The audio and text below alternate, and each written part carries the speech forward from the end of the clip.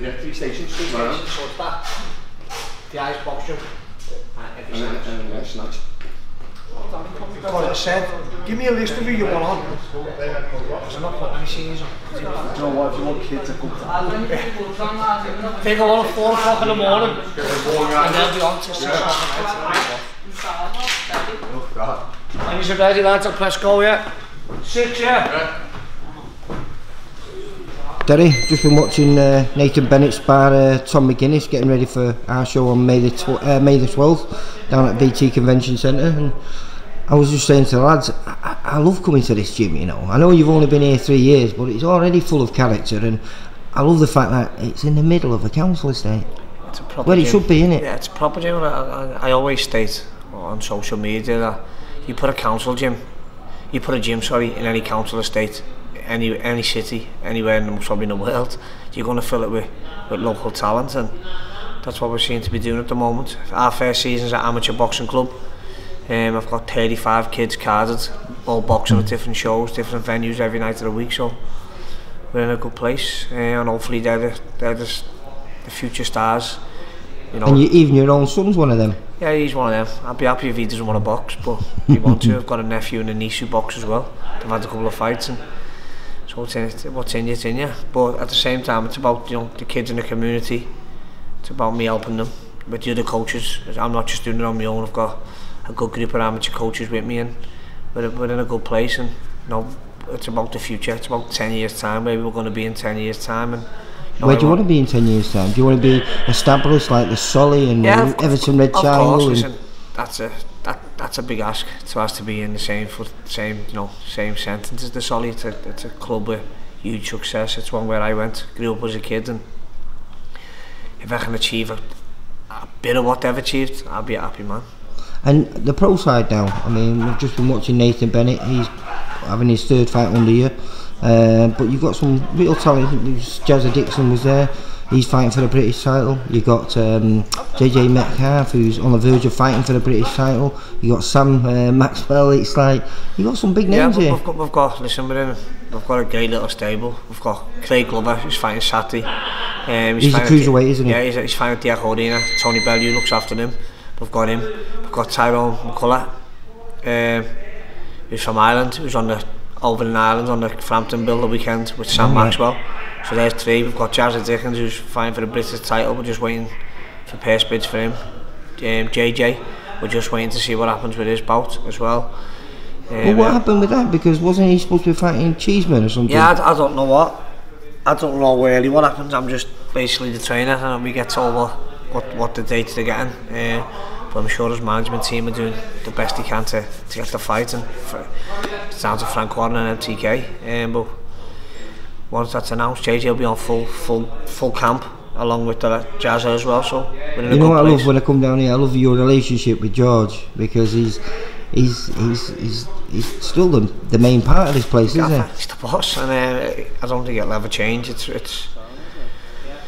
It's hard to describe. People don't get what we've got, and the lads in the gym, they're lucky to have him. Well, you know, I was talking to Nathan before, and he just said, you know, he loves talking to George. He said the knowledge that he passes on to him is just second to none. Well, I'll go by on Tuesday.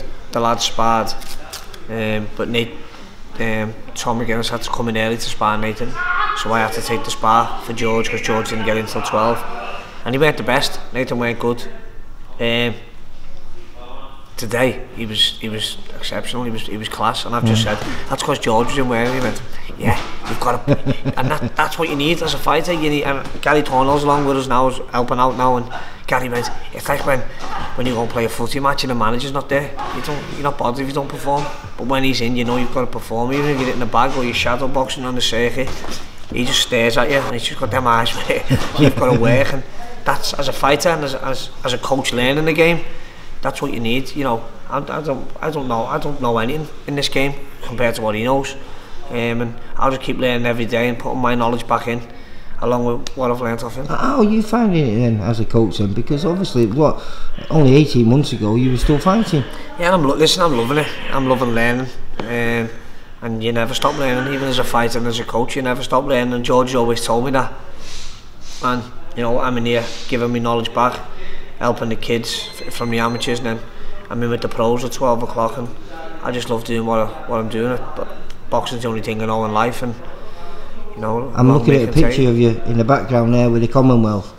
Someone's drawn a nice little pair of spectacles on there for you, mate.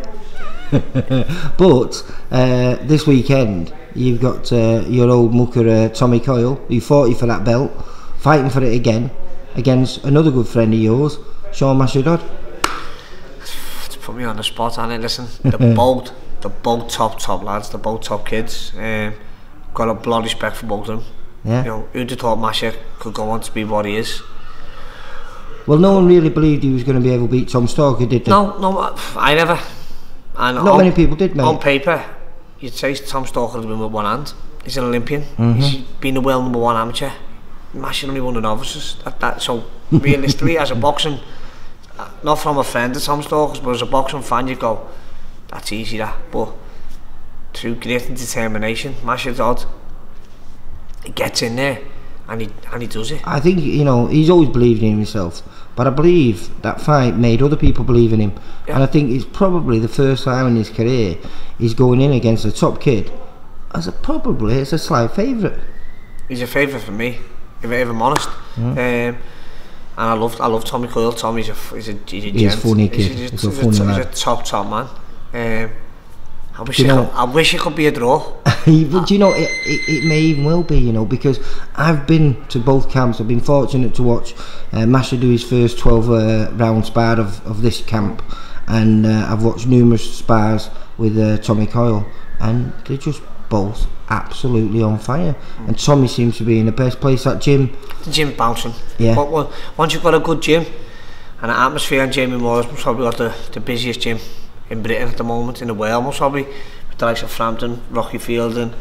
Well, it looks like Rocky's going to get world title fight. Well. Then you've got Martin Murray, Martin Murray. They're all top lads in there every day. Good atmosphere, good. You know, that's what you need. That's what you need in a stable, and they're all pushing each other, working each other hard.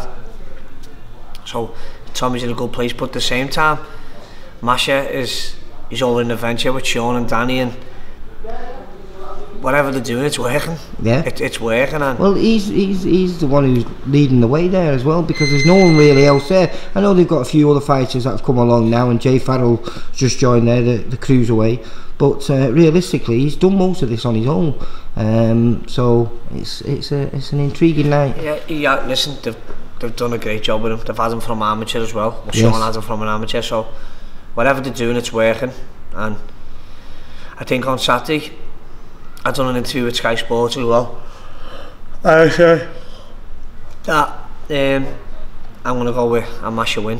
I hope it can be a draw, because I love Tommy.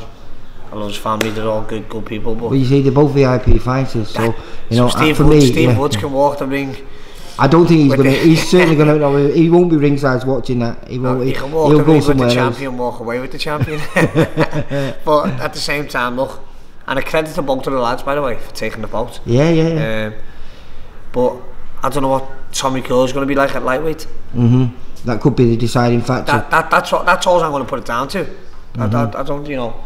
It's just going to be down to, you know, if he's done the weight right. Well, is this something, because we were talking about, you know, trying to get matches for Sam, for Jay. Do you think people are going to start fighting one another now? You know, they should. Because you were never afraid. You'd always got in with everyone and anyone. My second pro fight, I boxed I think Commonwealth Games bronze medalist. I wanted to fight you want to fight the best. I think I boxed my 6th or 7th fight. I boxed Steve Getton. Khan went on to box him then. And Khan's about 10th fight, so I wanted to box the best. I wanted to test myself, and they need them now. They need them out. The likes of Maxwell and them, they need to start fighting people. You know, VIP have got a load of kids. MTK have got a load of kids. Pat Barrett's got a load of kids. Let them fight each other. Let's put Central Area title fights on. Let's get. Well, I'm a great believer in that. You see, I think, you know, before you move on, you should try and be cock of your own area. And you know, every time you do put a title on, a title fight like that, we've had some absolute crackers. And as a boxing fan, as a parent, say I'm a boxing fan. I love boxing. I'm a fan. if I had nothing to do with the show, I never had a fighter on, but there was a central area title fight in Everton Park Sports Centre at the Liverpool Olympia, I'd go and watch, because you want to watch local fights, you want to watch derby fights, you don't want to be fighting where people are going, everyone in the blue corner tonight's going to win. That's no good. No. Yeah, no one's going to, that's Gary Thornhill, our number 3. Yeah, you're number 3. He's number 3. George is number 1, I'm number 2, he's number 3. But, you know, no one wants to go and watch everyone where all the blue corner win. You want to go and watch proper fights, 50-50 genuine fights. I know it's hard. You know, I remember Gary fighting as an amateur in my day. I used to batter him. I used to batter him sparring. Didn't I, Gary? Here we go again. Didn't I used to batter you sparring? What are you on about? Yeah, all the time. Nah, when I turned over, Gary learned me the trade. Learned me the 6 of the trade. And now we're working alongside each other. He's the number 3. He's the best team maker in the gym. Was he around at that time when you was fighting? Was the other Scouse lad, Gary? Ryder? Yeah. He boxed Gary Ryder? Boxing was around, yeah. I remember Ryder, Alex Moon, they were all round. Tony Mulholland. The Tui brothers. What's his name? Colin Tui. Colin Tui. Him. They were all round. Show me age now. Still only 32. So how old were you when you first started boxing? I walked into Solly at 8, walked out at 18, and walked into Georgie's hands 18 in 1 week. So yeah, I remember when you were the public number 1 enemy when you beat Steve Foster. That was picking up. Was that the WBU world title? Is Steve making a comeback? No, I think he was, but I think it's not happening that now. Yeah, someone said he was making a comeback, but I think he's too busy. He's got a landscaping business doing fairly well, and I don't think you can fit both in. No, great fighter. He was tough man. Beat Gary, didn't he? Oh, did he? Steve Foster Jr. Yeah, beat me. Yeah, beat him. Yeah, and then I had to go and beat him up because he beat me our mate, so I had to go and beat him up for him. In for me, didn't he? Steve's a good fighter, very good fighter. You were always a bogeyman for Mr. Wood, weren't you? All his fighters. And he got me back with Flanagan. Made the comeback Foster, didn't he? No, we just spoke about that. I don't think he is. Yeah, I always beat Woodsy's fighters, but then he got me with Flanagan. And then after the Flanagan fight, he come and said, I knew I'd get you. Eventually, and he got me. So, what do you think of Flanagan? Now he's moved up now. Do you think the best decision he's done. Yeah. I remember going to Cardiff. I think he boxed Fanner. Yeah. It was in Cardiff, and he never performed. That was down to his weight. I spoke to him after it. What time tomorrow? See you later, George. Get here for 12. See you later, Gary. Good luck, George. I'll give you a bell. See you later, George. Take care, mate. Bye bye. Yeah, and then I seen him out there. I spoke to him, and then we went from. You know, he said he's thinking about moving up. I said, why couldn't you move up a couple of fights ago and vacate the title so I could have boxed for it? But what time the weigh? The weigh-in's at 2. Alright, 2 o'clock. Alright. Who's your day, Sally? So I'll sleep them there, George. And then, you know, I think the move up is going to better for him. I think he's going to be a best of 10 stone. He's classing. Well, I was speaking to him, mate. He does things. Huge. He is huge. He's proper huge. And 12 o'clock tomorrow. Yeah. He's punch drunk, you know. Lad, he's fucking punch drunk. He's punch drunk. What?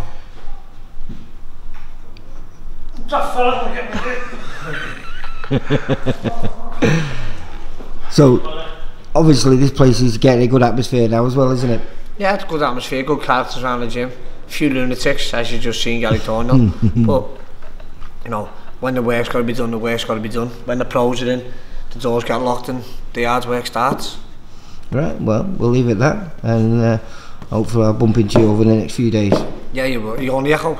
Yes. Yeah, I'll be there, yeah. Alright, kiddo. Take care, mate. Top man. Cheers. Bye-bye.